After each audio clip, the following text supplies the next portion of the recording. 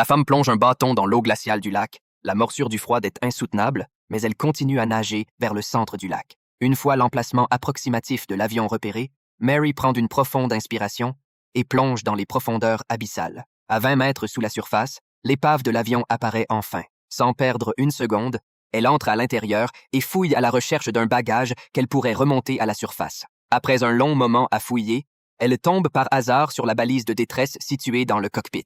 Elle tente immédiatement de la décrocher pour l'emmener avec elle et lancer un appel à l'aide. Mais la balise est solidement vissée sur une plaque métallique de l'avion, rendant toute tentative vaine. Résignée, elle abandonne l'idée et saisit 2 grands sacs avant de remonter. Lorsqu'elle émerge enfin à la surface, elle aperçoit un ours sur la berge, en train de chercher de la nourriture. Pensant pouvoir l'effrayer par des cris, elle hurle de toutes ses forces, mais l'animal l'ignore totalement. Grâce à son flair aiguisé, il détecte la cachette où Mary avait dissimulé son chocolat. Après avoir dévoré sa seule source de nourriture, l'ours, sans se presser, laisse derrière lui une énorme déjection. Puis, il s'approche lentement du corps inerte de Jack. Horrifiée, Mary croit qu'il va dévorer son cadavre. Désespérée, elle crie de plus belle pour tenter de le faire fuir. Mais l'ours, qui ne mange pas de chair morte, finit par tourner les talons et s'éloigner vers la montagne.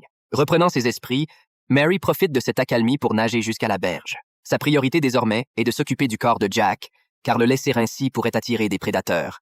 Elle traîne donc son cadavre jusqu'à un ruisseau isolé au cœur de la forêt. Après avoir creusé une tombe et placé une pierre tombale, elle dépose la montre de Jack sur le monticule de terre, en guise d'adieu.